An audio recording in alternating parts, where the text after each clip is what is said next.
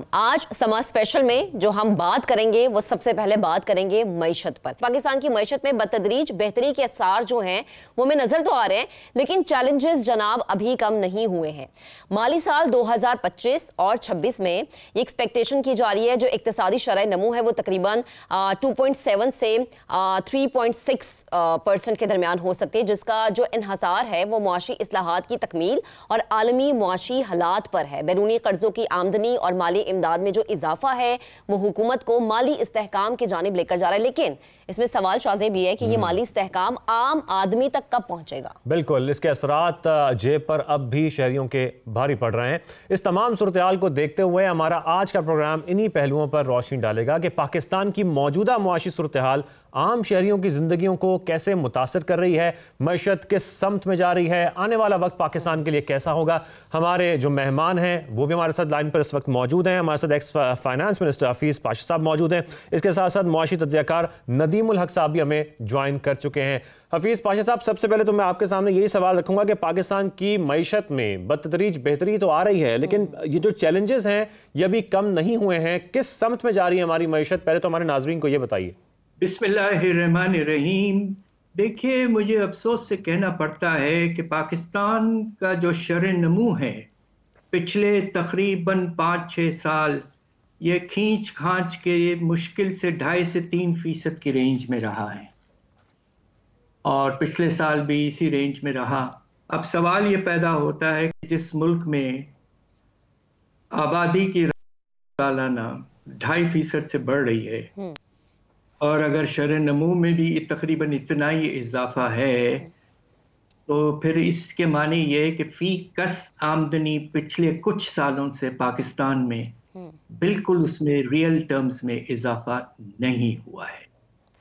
ساتھ ساتھ اس میں جو پرابلم پیدا ہوتا ہے وہ یہ ہے کہ جب آپ کا شرح نمو اتنا کم ہو تو روزگار میں اضافہ اس سے بھی کم ہوتا ہے۔ جی، اگر 3% آپ کی پیداوار میں اضافہ ہے تو مشکل سے آپ کے جابز میں 1.8% کا اضافہ ہو سکتا ہے، جبکہ آپ کے لیبر فورس میں سالانہ وہی اضافہ 2.5 سے 3% کا ہے۔ صحیح نتیجہ بے روزگاری بڑھ گئی ہے، جی، اور ایک حیرت انگیز اعداد شمار پیش کیا ہے پاکستان کا جو پاپولیشن اینڈ ہاؤسنگ سینسس ہے 2023 کا، اس نے ایک حیرت انگیز سٹیٹسٹک پیش کیا ہے سینسس کے بیسس پر، اور یہ ایک بہت اچھا ڈیجیٹل سینسس تھا کہ پاکستان میں بے روزگاری کا پیمانہ جو ہے وہ 22%۔ کچھ سال پہلے پاکستان بیورو کہتا تھا کہ یہ 6-7% ہے۔ جی جی، تو یعنی کہ پاکستان میں شاید تاریخ کا بلند لیول بے روزگاری کا ہو رہا ہے اس وقت۔ اچھا ڈاکٹر صاحب، میں یہی چیز آپ سے پوچھنے والی تھی کہ جب تک پاکستان 6% کی شرح سے ترقی نہیں کرے گا ہم روزگار جنریٹ نہیں کر سکیں گے، تو پھر کیا یہ سمجھیں کہ جو ماڈل اس وقت ہمارے پاس موجود ہے، جو پالیسیز ہمارے پاس موجود ہے، اس میں خامیاں ہیں، بہتری کی ہمیں ضرورت ہے، اور اگر ہے تو وہ کیا ہے؟ سب سے اہم مسئلہ یہ ہے کہ پاکستان کی ایک طرح سے عادت یہ تھی کہ جب ہم شرح نمو کو بڑھانے چلتے تھے تو ہمارا نتیجہ فوراً یہ نکلتا تھا کہ ہمارے درآمدات امپورٹس جو ہیں وہ بہت تیزی سے بڑھ جاتے تھے، اور اس کے نتیجے میں ہمیں بڑا نقصان ہوتا تھا۔ تو اس لیے اب کوشش یہ کی جا رہی ہے کہ ہم اپنے جو ریزروز ہیں ان کو قائم رکھیں، اور آپ نے دیکھا کہ 2022-23 میں پاکستان تقریباً دیوالیے کے قریب آ چکا تھا۔ صحیح۔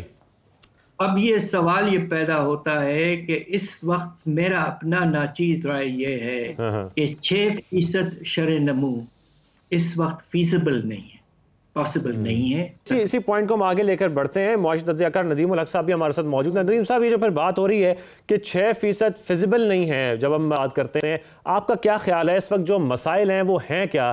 جو ہماری صنعتی پیداوار ہے وہ بھی ہم دیکھ رہے ہیں کہ اس میں اضافہ تو ہو رہا ہے، لیکن ہمیں ایکسپورٹ سے بھی اضافہ کرنا ہے۔ کرنٹ اکاؤنٹ ہمارا سرپلس میں جاتا ہے، لیکن وہ ایسا لگتا ہے کہ ریمیٹنسز کی وجہ سے ایسا ہو رہا ہے جو کہ سسٹینیبل ماڈل نہیں ہے۔ آپ کو کیا لگتا ہے پاکستان کی اکانومی کو لے کر کیا ہماری اسٹریٹجی ہونی چاہیے، کیا ہماری پالیسی ہونی چاہیے؟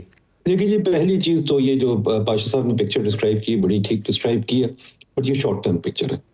جو اصلی پکچر ہے وہ یہ ہے کہ ہم اس وقت کوئی 78 ایئرز سے آئی ایم ایف کے چنگل میں پھنسے ہوئے ہیں. آئی ایم ایف کا مطلب ہے ایمرجنسی وارڈ دنیا کا. دنیا کا emergency ward I M F ہے، جس کے اندر جو ملک جاتا ہے وہ ہوتا ہے جس کو اپنا کام نہیں کرنا آتا اور جو پالیسی بنانے سے غافل ہے، وہ ملک جاتا ہے. ہم 25 آئی ایم ایف پہ پروگرام کر چکے ہیں. 78 سال سے ہم نے اور کچھ نہیں کیا سوائے ایمرجنسی وارڈ میں بیٹھے رہے.